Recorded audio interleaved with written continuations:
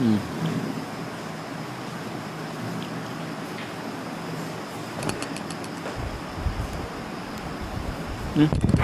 Ah.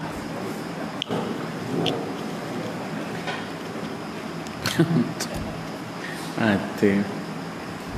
Terlalu.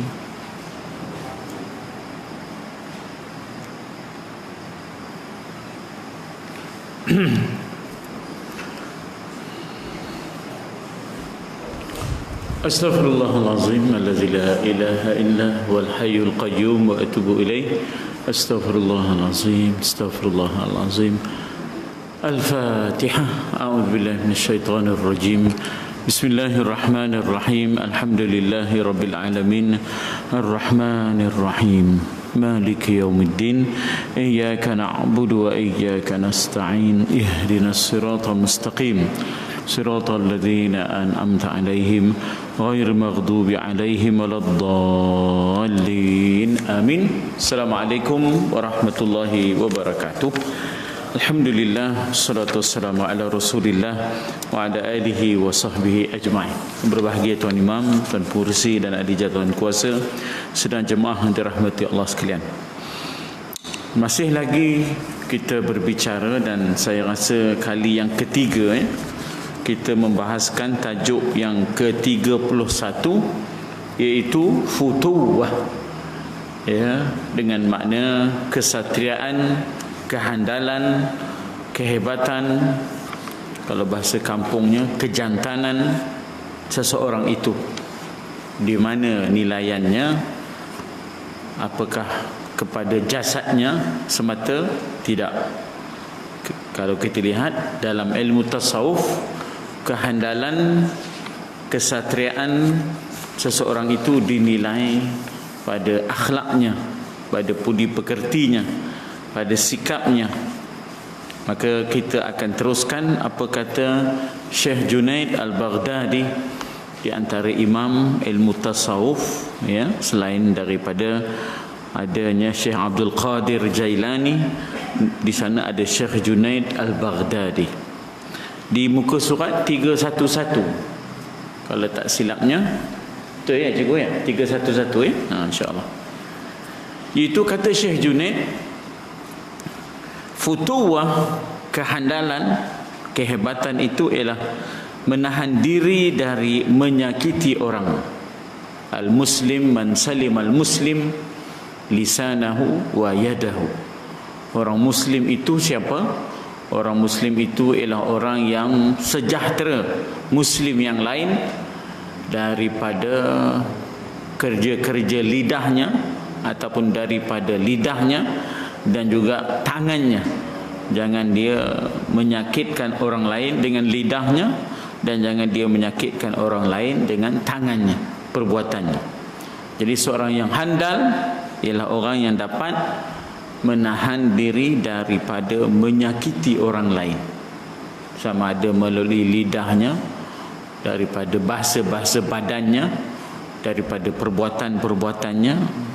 Dia mensejahterakan, bukan menyakitkan. Dia mensejahterakan, bukan dia menyakitkan. Ini yang dikatakan seorang yang satria, seorang yang handal, yang disebut sebagai futuwah, dan dia menawarkan kemurahan hatinya, mengerahkan tenaga, masa, pemikiran yang ada untuk orang lain, termasuklah wang ringgitnya, harta bendanya. Dia tidak kikir, bakhil, tenaganya, masanya, fikirannya, harta bendanya untuk orang lain. Sentiasa menjadi tangan yang di atas. Ini yang dikatakan futuwah, yang dikatakan kehandalan, kesatriaan, kata Syekh Junaid Al-Baghdadi. Maknanya seorang yang suka menyakitkan orang lain, sama ada hati orang lain, ataupun jasad orang lain. Seseorang yang seseorang yang bakhil, susah nak menabur budi kepada orang lain, maka itu tidak dianggap sebagai futuwah, tidak dianggap sebagai satria ataupun tidak dianggap sebagai handal. Sahlu ibnu Abdullah menjelaskan futuwah itu ialah ittiba' as-sunnah, mengikut sunnah baginda sallallahu alaihi wasallam. Kita sedia maklum bahawa sunnah itu terbahagi, ada qauliyah, ada fi'liyah, ada taqririyah. Percakapan Nabi, perbuatan Nabi, perakuan Nabi luluskan, ya, perbuatan sahabat ataupun percakapan sahabat, amalan sahabat, itu pun sunnah. Dipanggil sunnah taqririyah. Jadi yang dikatakan handal mengikut Sahlu ibnu Abdullah ialah orang yang sentiasa mengikuti sunnah, percakapannya, ya, perjalanan hidupnya, perbuatannya, pemikirannya, budaya hidupnya, ya, sentiasa mengikut sunnah baginda sallallahu alaihi wasallam. Alaikum bi sunnati wa sunnati khulafa ar-rasyidin al-mahdiyyin, ya, kamu ikutlah sunnahku, kata Nabi, wajib kamu mengikut sunnahku dan sunnah khulafa, pengikut-pengikutku ar-rasyidin, yang mendapat, ya, yang mendapat petunjuk, yang lurus, yang mendapat petunjuk. Nah, dan sunnah ini, ya, sunnah ini ada juga pembahagian yang lagi satu, disebut ada sunnah fitriyah, ada sunnah tashri'iyah, ada sunnah khassah. Ada sunnah khassah, itu tak payah kita ikut sebab itu khas untuk Nabi, ya. Misalnya Nabi boleh berpuasa tidak berbuka 3 hari, itu sunnah khassah untuk Nabi, ya. Diwajibkan Nabi bertahajud, itu sunnah khassah. Jadi ada pembahagian yang lain dipanggil sunnah fitriyah, sunnah tashri'iyah, ada sunatnya, ada wajibnya, ya, dalam kita mengikutinya, itu dipanggil sunnah tashri'iyah. Dan ada lagi sunnah dipanggil sunnah fitriyah, fitrah Nabi, makan tamar, fitrah Nabi bercelak, fitrah Nabi memakai tongkat, itu dipanggil sunnah fitriyah. Yang itu fitrah. Maknanya kalau kita, ya, kalau kita suka dapat pahala, ya, kalau kita suka mengikutnya dapat pahala. Kalau tak dapat pun, kalau tak ikut pun, itu hanyalah fitrah. Bertongkat, bercelak, ya, itu hanyalah fitrah. Tapi yang kena ikut tu sunnah tashri'iyah, yang disyariatkan, ya, sunnah yang disyariatkan, yang mana ada sunnah yang hukumnya sunat, ada sunnah yang hukumnya wajib, ya, ada sunnah yang hukumnya wajib.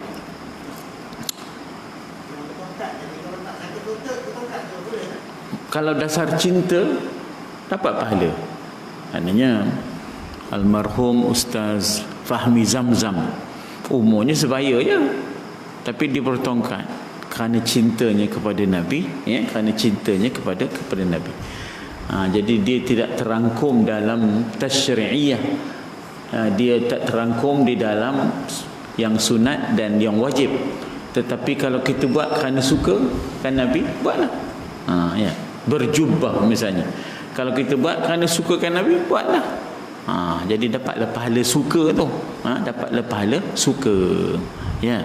Cara Nabi duduk bila makan, ya, Nabi guna 3 jari mula-mula, kita ikut tu kerana suka, dapat pahala suka tu. Adapun itu tak termasuk yang disyariatkan, tapi kerana suka tu dapat pahala, suka ke Nabi tu dapat pahala, ya. Kan cara Nabi duduk macam mana bila makan, perasan kan? Kawan-kawan kita dalam jamaah tu tabligh, bila dia makan tu kan dia duduk, cara duduk tu ada cara dia kan, tegakkan ni belah kanan ni ke atas, itu turunkan yang kaki kiri ke bawah kan. Jadi itu sunnah fitriyah, ya. bercelak ke dan sebagainya. Itu sunnah fitrah, ya, fitriyah. Tapi yang kena ikut tu sunnah tasyri'iyah. Ada di sana nilainya kadang-kadang menjadi wajib, kadang-kadang menjadi sunnah yang sunat diikut, ya, sunnah yang sunat diikut, ada sunnah yang wajib diikut, ya, ada sunnah yang wajib diikut. Ada lagi satu sunnah khasah, yang itu tak boleh ikut, sebab itu khas, sunnah yang khas untuk baginda sallallahu alaihi wasallam. Contoh, menghimpunkan, maksudnya boleh menghimpunkan lebih daripada 4 isteri dalam satu masa. Itu sunnah yang khas, tak boleh kita ikut, tak boleh kita ikut. Itu khas untuk Nabi. Taib. Jadi apa ini? Dia kata bahawa dikatakan futuwah, ini bukan Sahlu ibn Abdullah. Sahlu ibn Abdullah dia ukur kehandalan, kejantanan, kesatriaan seseorang itu ialah dalam mengikuti sunnah baginda sallallahu alaihi wasallam. Dikatakan, tak disebut siapa, ya. Futuwah artinya setia, al-wafa, tidak memungkiri janji, menepati janji, dan dalam masa yang sama tidak tidaklah berbolak-balik, flip flop, setia, sungguh disiplin dalam berbuat, dan tidak melanggar batas. Dalam bahasa Arab dipanggil hudud, ya, tidak melanggar batas sempadan hukum-hukum Allah. Maka itu futuwah, itu handallah orangnya, ya, satria dan handallah seseorang yang dapat menjaga hudud Allah, batas-batas sempadan ajaran Allah, jangan dilanggar. Tilka hududullah fala ta'taduha. Demikian itulah batas sempadan ajaran Allah, jangan dilanggar, jangan dilampaui. Tilka hududullah fala taqrabuha. Demikian itulah batas sempadan ajaran Allah, jangan dekati untuk melanggar batas dan sempadan itu, ya. Jadi yang dikatakan seorang yang hebat, yang setia, yang hebat itu, yang handal itu, yang futuwah itu ialah orang yang setia dengan Allah dan dengan hamba-Nya, dan tidak melanggar batas-batas yang ditetapkan oleh Allah. Dia seorang yang multazim, seorang yang committed, multazim, ya, seorang yang makna istiqamah dengan agama Allah dan ajaran Allah. Ini orang yang dikatakan futuwah, kehandalan, kehebatan, ya. Dikatakan juga futuwah adalah perbuatan bijak yang engkau lakukan tanpa melihat dirimu dalam perbuatan itu. Maknanya kita tak ada, semuanya daripada Allah, bukan daripada kita. Kita boleh bersedekah, kita boleh terlibat dalam kerja-kerja Islam, kerja-kerja kebaikan, kita boleh terlibat dalam khidmat sosial, ya, social services kita membantu orang, penglibatan kita dalam perkara-perkara yang baik ini, ya, perkara-perkara yang baik ini, perkara-perkara yang dipandang baik, yang dipandang bijak, itu sebenarnya bukan dari teman. La haula wala quwwata illa billah, ya, maknanya bukan daripada diri kita, ya, tapi daripada Allah jua. Makna kita tidak terpesona dan ta'ajub dengan amalan kita. Kita tidak ujub. Kalau tak adalah Tuhan, siapalah kita? Jadi kita berbuat sesuatu yang dipandang baik, yang dipandang mulia, yang dipandang bijak, tapi jangan kita letak diri kita segala-galanya. Allah jualah, ya, la haula wala quwwata illa billah, tanpa melihat dirimu dalam perbuatan itu. Allah lah yang memungkinkan saya boleh datang berjamaah. Allah lah yang memungkinkan saya boleh menuntut ilmu, boleh membaca. Allah lah yang memungkinkan saya boleh terlibat dalam gerak kerja masyarakat. Allah lah. Jangan letak diri kita, nafikan diri kita, benamkan diri kita, ya. Ini apa ni? Nak buang ujub. Kalau orang dapat buang rasa dirinya handal, ujub, dapat dia buang rasa ujub itu, maka satrialah dia, handallah dia. Dialah yang dikatakan sebagai futuwah. Jadi jangan kita mendabik dada kalau tak ada teman. Entahlah, teman jugalah, kalau tak ada teman tak mau jadi hoja. Jangan letak kopi tu. Ya, letak pada Allah lah yang memberikan taufik, Allah lah yang memberikan hidayah. Itu yang dikatakan hebat, handal, satria. Maknanya dia dapat nafikan, ya, dia dapat nafikan dirinya. Dia tak akan rasa ujub dengan dirinya, ya. Jadi tak usah kita ungkit-ungkit penglibatan kita. Sebenarnya tak ada kita kalau tidak adanya Allah yang mendorong, yang memberikan taufik kepada kita. Dikatakan futuwah artinya engkau tidak berpaling jika seorang yang memerlukan datang mendekati, ya, datang mendekati.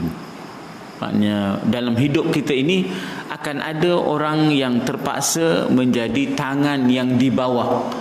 Wa fi amwalihim haqqun lis-sa'ilin wal mahrum. Pada harta benda kita, pada tenaga kita, pada masa kita, ada hak orang lain yang terpaksa meminta bantuan, khidmat, pertolongan, sumbangan. Jadi seorang yang handal, seorang yang satria, seorang yang hebat itu ialah dia tidak akan, ya, berpaling jika seseorang memerlukan, ya, datang mendekatinya. Jadi dia tidak pernah mengecewakan. Dia tak pernah mengecewakan. Sebab itu kalau kita lihat baginda sallallahu alaihi wasallam, kalau tak ada sesuatu, baginda akan minta para sahabat, kita ada tetamu ni datang ke Madinah ni, ada siapa-siapa boleh menjadi tuan rumah, kata Nabi kepada tetamu yang datang ini, yang musafir ini, ya, Ibnu Sabil ini, siapa di antara tuan-tuan yang boleh melayani, yang boleh memberikan khidmat sosialnya untuk menerima dia sebagai tetamu, ya, sebagai tetamu di rumah. Jadi begitu, ya. Maknanya Nabi tak pernah mengecewakan. Begitulah kita sebagai fasilitator memudahkan cara, sentiasa tak lari daripada orang yang memerlukan, kita tolong. Ini orang yang handal, orang yang satria, orang yang disebut sebagai perwira, ya, orang yang handal, orang yang hebat. Suka, ya, suka maknanya memenuhi keperluan orang lain. Orang Indonesia sebut social services itu ialah pelayanan, ya, pelayanan komunitas. Pelayanan komunitas itu maknanya kita melayani keperluan, kita melayani keperluan orang ramai. Itulah dia yang hebat, itulah dia futuwah. Jadi kita tidaklah self-centered, pentingkan diri kita je, ananiyah, ya, kita asyik diri kita je. Kita tidak begitu, ya. Futuwah juga artinya engkau tidak bersembunyi dari orang yang mencarimu. Kalau ada orang manggil, ya, ada orang manggil di luar bagi salam, jangan jawab. Kabur kat dia, ayah tak ada rumah. Kabur kat dia, ayah tak ada rumah. Anak pun pergilah, salam, ayah kata ayah tak ada rumah.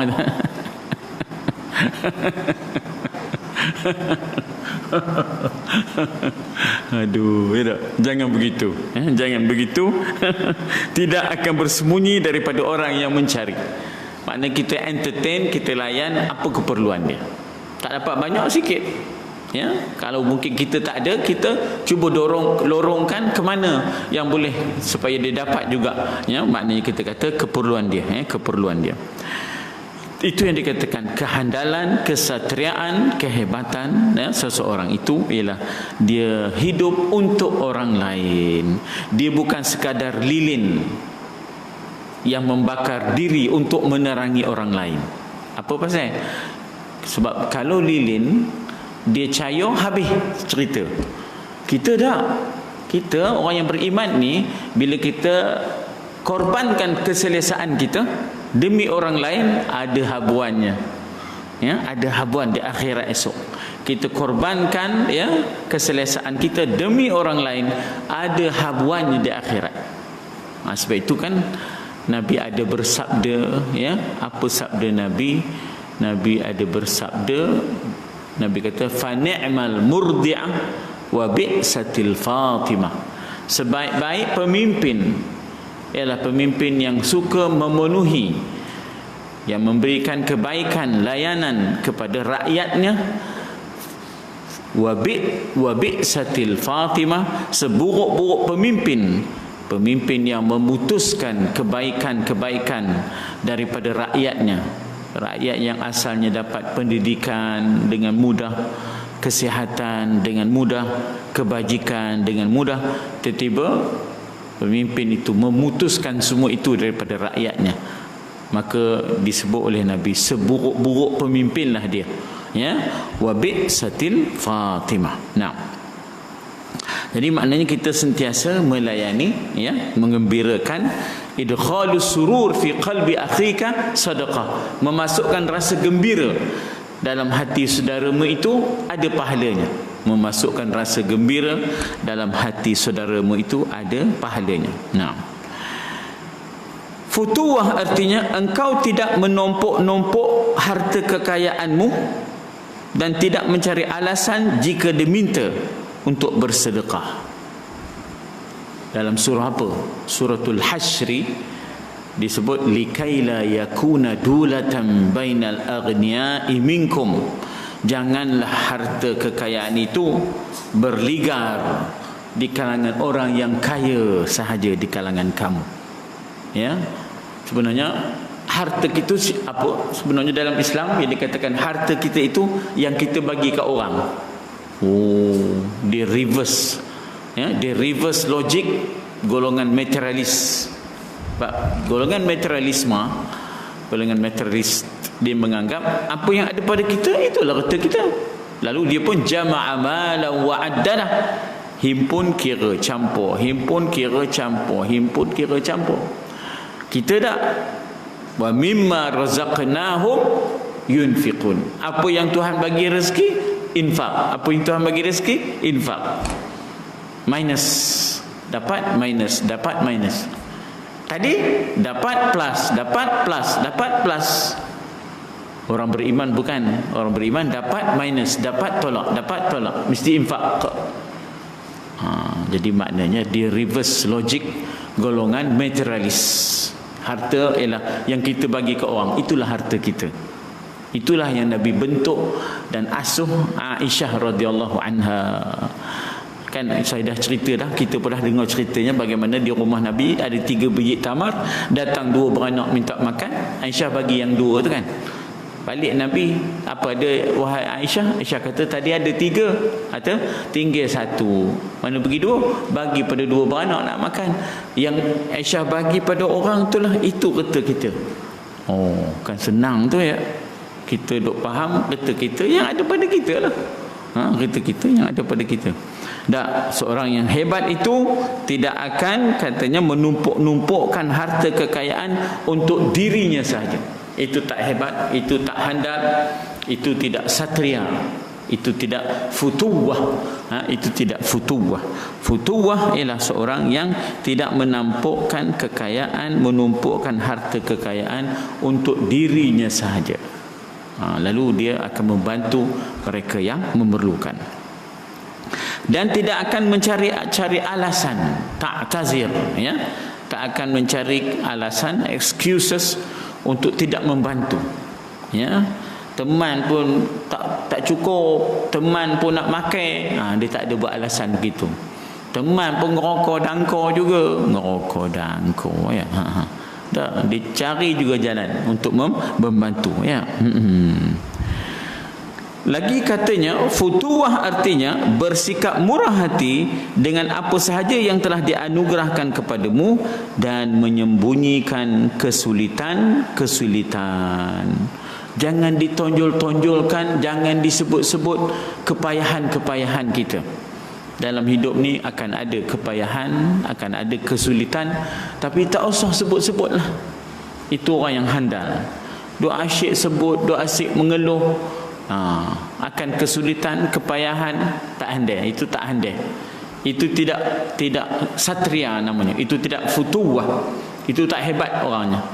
Orang yang hebat diabsorb, diterima kesulitan-kesulitan, kepayahan-kepayahan hidup, lalu dia bersandar kepada Allah, tak banyak labunnya tentang kepayahan-kepayahan, kesulitan-kesulitan. Dia tahu itu adalah ujian dan cara Allah nak angkat martabat, ya, cara Allah nak angkat martabat. Kita diasuh untuk berkata alhamdulillah ala kulli hal wa fi kulli hal. Segala puji bagi Allah atas segala kewajipan dan pada segala nikmat. Ala kulli hal wa fi kulli hal. Apa bezanya? Segala puji bagi Allah ala kulli hal, atas segala tanggungjawab dan kepayahan-kepayahan, kesulitan-kesulitan. Wa fi kulli hal, segala puji bagi Allah pada segala nikmat-nikmat yang dikurniakan Allah kepada kita. Ala kulli halin wa fi kulli halin. Nah, jadi katanya kita, apa yang Allah anugerahkan, ya, kita akan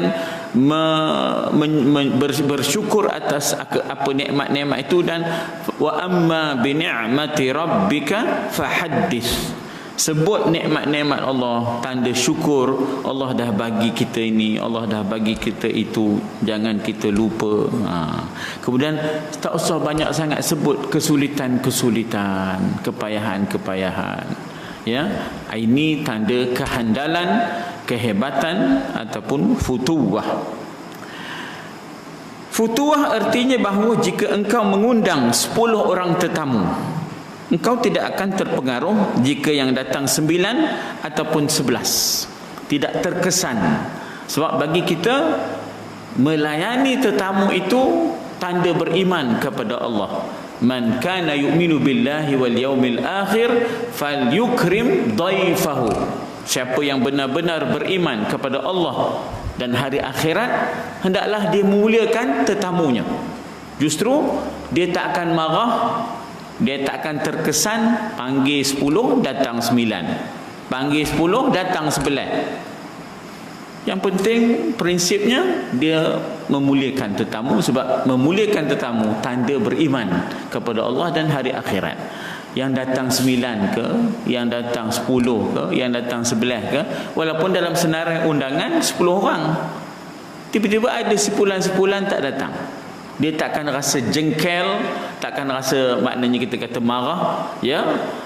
Orang dah siap tulis nama dalam kad tu, kan dah balas dah, kena balas hadir tak hadir. Jadi tak datang pula. Apa ni? Janganlah marah tak tentu kira. Mereka dah dapat pahala dah. Kerana istidafah, man kana yu'minu billahi wal yaumil akhir falyukrim dhaifahu. Engkau telah dapat pahala memuliakan tetamu. Tiba-tiba datang 9, tiba-tiba datang 11, sedangkan dalam senarai 10. Tak payah kita ungkit-ungkit. Ya, kita sudah dapat prinsipnya. Apa dia? Melayani tetamu itu tanda beriman kepada Allah dan hari akhirat. Man kana yu'minu billahi wal yaumil akhir falyukrim dhaifahu. Dhaif ialah tetamu, dalam bahasa Arab dhaif, dalam bahasa kita dhif. Dhif kehormat. Futuwah, kehandalan, kehebatan juga tidak memberikan perbezaan untuk satu hal atas hal yang lain. Tidak ada diskriminasi, ya. Tidak ada pilih kasih, ya. Tidak ada unsur-unsur apatit ataupun unsur-unsur memilih-milih warna kulit, kasta, kedudukan, sama. Ya, bagi kita manusia dengan pelayanannya, dengan khidmatnya yang kita berikan adalah sama.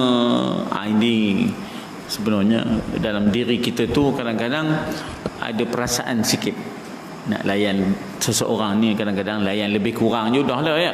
Layan lebih kurang dah lah. Ada orang pula tu yang kita beria benar melayannya. Jadi seorang yang hebat itu, handal itu, sama saja baginya. Sama saja baginya, apa yang ada terada.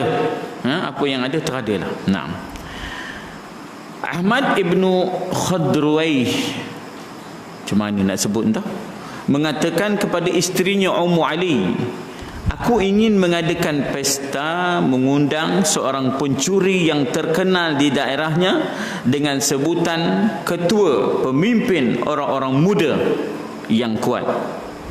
Apa? Pertama, dia nak menjadi tuan rumah untuk berjamu. Itu suatu kemuliaan, ya, di antara kemuliaan al-abrar, wa yut'imuna at-ta'am ala hubbihi, memberikan makan, layanan makan kepada orang lain dengan sukacitanya, ya, wa yut'imuna at-ta'am ala hubbihi miskinan wa yatiman wa asira. Tak kira lah, ya, anak orang miskin ke, yatim ke, ataupun orang yang tertawan. Asira ni sebenarnya orang yang tertawan, orang yang boleh disebut sebagai banduan, ya, dan sebagainya. Itu disebut sebagai asira. Jadi yang nak dijemput ni lain macam. Siapa yang nak dilayan ni? Pertamanya seorang pencuri. Ya, sebenarnya ada setengah pencuri itu dia menjadi mangsa kepada pentarbiahan, pendidikan, kecacatan dalam pendidikan, ya. Sebab dia dilayan dengan kemewahan, tiba-tiba putus layanan-layanan itu, sedangkan dia dah biasa hidup mewah begitu, tiba-tiba terputus. Jadi dia menjadi mangsa kepada pendidikan yang tidak seimbang, ya, yang tidak seimbang. Kadang-kadang mungkin dia menjadi pencuri kerana kekurangan-kekurangan, ya, kerana kekurangan-kekurangan, ya. Maknanya dia dari sudut, maknanya kita kata harta benda, bukan dia minta untuk jadi pencuri, tetapi dia terdesak keadaannya, dia terdesak. Jadi maknanya bagaimana nak membentuk manusia, jiwanya, hatinya dengan kasih sayang. Maka dia ni Ahmad ibnu Khadruwaih ini, dia nak dilayannya pencuri. Khabar pada isterinya nak mengundang seorang pencuri, kepala kepada orang-orang muda, ya, di tempat kita ni. Kepala orang muda, ya, kalau nak disebutkan, kita sebut kepala lah. Kepala jagawan tengit. Jadi nak disebut di sini yang terkenal di daerahnya, pemimpin orang-orang muda yang hebat, yang kuat. Maknanya yang apa dia juga lah lebih kurang, tapi dia kepalanya. Sebab ini sebenarnya kadang-kadang dalam tasawuf dia tidak seperti fiqh. Fiqh nak tanya apa hukumnya, nak potong tangan ke tidak. Tasawuf tidak. Tasawuf bagaimana kita nak menawan hati, bagaimana kita nak menawan hati sehingga akhirnya hatinya tunduk kepada perintah Allah Subhanahu Wa Taala. Jadi tasawuf itu lebih kepada pendekatan doktor yang mengubat dari akar umbi. Diagnose the problem is half of the solution, ya tak? To diagnose the problem, untuk kita faham apa asal dia ni. Jadi faham apa asal yang dia boleh mencuri itu, kalau kita dah tahu asal usulnya, maka akan separuh jawapan kepada masalah. Oh, rupanya dia ini dilayan dengan kemewahan, tiba-tiba bapaknya mati mengejut, dia dah biasa mewah. Jadi dia kadang-kadang menjadi mangsa kepada keadaan. Oh, rupanya dia mencuri kerana tak cukup di rumahnya, ataupun allowance-nya tak cukup, ataupun gajinya tak cukup, dia terdesak untuk jadi memahami itu, akhirnya kita cari jawapan kepada problem. Tidak hanya kita menghukum pada dahan dan ranting, kita hukum, kita cuba menyelesaikan daripada akar umbi masalah dia, ya, akar umbi masalah dia. Itu pendekatan tasawuf, ya, itu pendekatan tasawuf. Taib, isterinya pun keberatan. Maklumlah yang nak dilayan ni kepala penyangok, kepala penyamun. Ya tak? Kuda belang, kepala kuda belang, ya tak? Jadi isterinya keberatan. Itu tidak benar. Maknanya isterinya memberikan pandangan, apa yang kanda buat ni tak betul ni. Nah, apa yang kanda buat ni tak betul, nak melayani ya pencuri dan kepala penyamun. Apa dibuat? Jadi katanya itu tidak benar, mana tak betul tindakan ni. Tidak betul tindakan ni. Mengundang seorang pencuri muda masuk ke rumah aku, masuk ke rumah adinda, ya tak? Maka Ahmad mencela. Apa kata Ahmad? Keinginanku mesti dilaksanakan. Sebab ada perancangan di sebalik undangan itu. Jangan hanya dilihat pada zahir jenayah yang ia lakukan, tapi bagaimana nak menawan hatinya supaya akhirnya tunduk jinak kepada Allah dan agamanya. Jadi dia kata benda ni mesti juga dilaksanakan, kata dia suami. Jadi maknanya kita kata bahawa di antara hak suami, kewajipan isteri. Ya, dia ada dua, hak suami, kewajipan isteri. Maknanya di antara hak suami ialah memastikan apa yang berlaku dalam rumah itu, ya, apa yang berlaku dalam rumah itu, ya, patuh syariat. Maka kewajipan isteri untuk mengikutinya. Apa dia patuh syariatnya? Patuh syariatnya ialah bagaimana nak mengurangkan kejahatan di dalam negeri melalui menjinakkan hati, melalui menjinakkan hati penjenayah. Ya, tuan-tuan puan-puan, dalam sejarahnya kan Nabi begitu. Ya, Nabi banyak melayani penjenayah ataupun melayani orang-orang yang kasar, ya, orang-orang yang maknanya bertindak biadab, tapi Nabi layan dengan kebaikan, akhirnya dapat dijinakkan hati-hati. Contoh gini dah senang. Sayyidina Umar dengan Abu Jahal ni, Amru ibnu Hisham dengan Umar ibnu Khattab. Nabi tiba-tiba berdoa, wahai Tuhan, kuatkanlah Islam ini dengan keislaman di antara dua mereka ni. A'izzal Islam bi ahadi umaraini. Kukuhkan agama ini dengan masuk Islamnya di antara dua ni. Abu Jahal namanya Amru ibnu Hisham, dan lagi satu Umar ibnu Khattab. Di antara dua Umar ni, kalau dapat salah seorang pun jadilah. Apa maknanya? Dapat dikendurkan, apa dipanggil, penentangan, dan akhirnya memberi bonus kepada perkembangan Islam.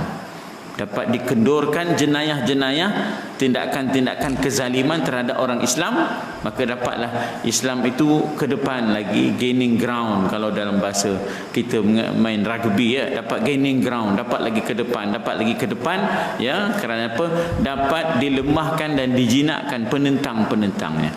Jadi dalam konteks tasawuf, ya, barangkali Ahmad ini, iaitu dia menjemput orang yang begitu untuk mengurangkan jenayah si pencuri ini. Allahu a'lam, ya, pendekatan tasawuf, ya. Jadi katanya di sini bahawa keinginanku mesti dilaksanakan, sebab itu hak suami, kewajipan isteri, ya, hak suami, kewajipan isteri. Dan sebenarnya suami ada agenda untuk menjinakkan penjenayah ini, ya. Jadi kata isterinya berkata, jika begitu maka sembelihlah kambing, sapi, keldai, dan bawa dagingnya dari pintu orang itu ke rumahmu. Sembelihlah kambing, sapi, keldai, dan bawalah dagingnya dari pintu orang itu ke rumahmu. Ahmad bertanya, aku tahu kalau kamu suruh sembelih kambing, suruh sembelih sapi, tapi yang kamu suruh nyembelih keldai itu apa? Ya, kalau sembelih sapi biasalah, sembelih kambing biasalah. Ini sembelih keldai pula ni, apa kehanya? Isterinya menjawab, engkau mengundang seorang pencuri muda ke rumah kita, maka paling tidak engkau dapat menjadikan hal itu sebagai pesta bagi anjing-anjing di tempat ini. Bahasa isterinya itu agak bukan lagi kasar, kesat. Bukan lagi kasar tapi kesat. Dia ada dua, satu kasar, satu kesat. Jadi maknanya di situ isterinya letak level pencuri ini sebagai anjing, pencuri ini sebagai anjing. Jadi maknanya satu sindiran, satu sindiran kepada suaminya. Maknanya sebenarnya eloklah, sembelihlah kambing, sapi, keldai. Apa dia buat pula menyembelih keldai, kata dia suaminya, ya tak? Tak apa, undang lagi pencuri, undang lagi pencuri muda ke rumah kita, eloklah tu, ya, bagi makan anjing-anjing di tempat ini, ya. Jadi saya dah sebut tadi, ya, bahawa bahasa yang kasar bertambah kesat, yang kasar bertambah kesat, tetapi harus dipaham bahawa yang dikehendaki ialah bagaimana nak mengurangkan jenayah kecurian itu, bagaimana nak memikat hati, muallaf, ya, menjinakkan hati. Itu disebut muallaf, menjinakkan hati penjenayah supaya rapat dengan agama dan orang-orang agama, supaya rapat dengan agama dan orang-orang agama. Sebenarnya di sebalik jenayah ada hati kecil yang ingin kembali kepada jalan yang benar, tapi tak ada orang yang nak membimbing, ya. Di sebalik jenayah ada hati kecil yang ingin kembali kepada jalan yang benar, tetapi dia tercari-cari siapa yang boleh membimbing, ya. Itu disebut dalam ilmu tasawuf rubba ma'siyatin turithu ta'ah. Ada kalanya maksiat tetapi mewarisi ketaatan. Wa rubba ta'ah turisu ma'siyah. Ada kalanya berbuat taat tetapi mewarisi kemaksiatan. Macam mana tu? Saatnya dia berbuat taat, dia ada riak, dia ada ujub, ya. Saatnya dia berbuat taat, tapi dalam diri dia ada riak, ada ujub, ada takabbur. Jadi rubba ta'atin turisu ma'siyah. Hal keadaan dia sedang melakukan taat, tapi sebenarnya dia sedang mendekati maksiat. Ada simpulan yang sedang melakukan jenayah, tapi hatinya ingin kembali kepada ketaatan, tapi dia mencari siapa yang boleh membimbingnya, siapa yang boleh memimpinnya. Ini maknanya kita kata dalam ilmu tasawuf, dia pergi ke batin sesuatu perkara, iaitu jiwa dan hati. Bukan maknanya kita kata kita menolak peranan ilmu fiqh itu, tetapi ilmu fiqh, ya, menghukum yang zahir, tetapi ilmu tasawuf cuba merawat yang batin. Jadi Imam Ghazali melihat secara bersepadu, ya, Imam Ghazali melihat secara bersepadu dalam kitab Ihya Ulumuddin itu disepadukan. Jangan kita semata ekstrim kepada yang fiqh tapi lupa aspek-aspek tasawuf. Manusia itu jangan dilayani semata-mata dengan layanan fiqhnya, sepatutnya juga dilayani dengan layanan tasawufnya. Ada kawan saya, tuan-tuan, di Manjung, ketika mana orang maknanya memukul pencuri-pencuri tabung masjid, ya, biasalah pencuri tabung masjid ni ada, ya. Jadi ketika orang pukul, ketika orang maknanya lempang, lumat dah, sentai dia demo, tapi dia lain. Dia pergi dekati, dia cuba nanya apa masalah sebenarnya. Kawan saya ni, dia pergi bawa kedai, gunting rambut, cukurkan jambangnya, bagi makan, mandikan budak tu. Sampai orang marah pada dia. Apa dia buat layan budak tu? Apa pula dimandikan, apa digunting rambutnya, apa dicukurkan jambangnya, ya tak? Dia ambil pendekatan lain, iaitu pendekatan jangka panjang. Kalau dapat dikurangkan, kalau dapat dikurangkan kejahatan itu, bukankah memberi aman kepada masyarakat, ya, bukan sekadar masjid sahaja, bahkan masyarakat seluruhnya. Jadi yang nak diselesaikan bukan pada ranting dan dahan masalah, ya, bukan dengan dipukul lumat budak tu, ya, tetapi bagaimana nak bagi keinsafan, keagamaan dalam jiwa dia dalam masa yang sama. Maknanya selain daripada adanya hukuman luaran, jangan lupa untuk merawat jiwanya. supaya dia rapat dengan Tuhan, tidak putus asa dan tidak dia semakin jauh daripada orang-orang agama, semakin jauh daripada institusi agama, semakin tidak dapat melihat bahawa agama ini boleh memberikan penyelesaian kepada masalah. Jadi di situlah kita lihat Nabi tidak balas kejahatan dengan kejahatan, ya, Nabi tidak lawan kejahatan dengan kejahatan, bahkan Nabi lawan kejahatan dengan kebaikan-kebaikan.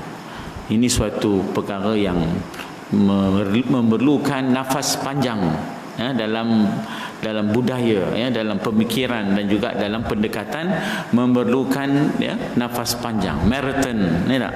Ibarat kita berlari, ada pelari jarak dekat, ada pelari jarak jauh. Jadi dalam soal kebajikan ni dia memerlukan larian jarak jauh pendekatannya, ya. Wallahu alam, sekadar itu dah berbunyi, ya.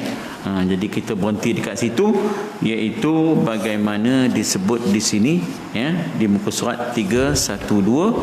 Cerita ini diceritakan pada suatu majlis yang dihadiri oleh beberapa orang sufi. 312, ya. Subhanakallahumma wa bihamdika asyhadu an la ilaha illa anta astaghfiruka wa atubu ilaik. A'udzubillahi minasyaitonir rajim. Bismillahirrahmanirrahim. Alhamdulillah wassalatu wassalamu ala Rasulillah wa ala alihi wa sahbihi ajma'in. Allahumma ati nufusana taqwaha. Ya Allah, Tuhan kami, kurniakanlah dalam hati kami perasaan takwa, bersihkanlah hati kami, ya Allah, pimpinlah hati kami, ya Allah. Sesungguhnya Engkau lah yang sebaik-baik boleh membersihkan hati-hati kami dan memimpin kami, ya Allah. Rabbana la takilna ila anfusina tarfata ainin wala aqalla min zalik. Ya Allah, Tuhan kami, janganlah Engkau lepaskan kami daripada pimpinanmu, daripada taufikmu, walaupun sekejap mata, ya Allah. Sesungguhnya Engkau lah yang dapat memimpin kami. Hasbunallah wa ni'mal wakil. Allahumma rabbana ya muqallibal qulub, tsabbit qulubana ala dinika wa ala ta'atika. Wahai Tuhan yang boleh membolak-balikkan hati-hati, tetapkanlah hati-hati kami, ya Allah, di atas agamamu dan pendirian untuk tetap istiqamah di jalanmu, ya Allah. Wassallallahu ala sayyidina Muhammad wa ala alihi wasallam. Walhamdulillahi rabbil alamin. Taqabbalallahu minkum. Itu kalau semayang di sini apa?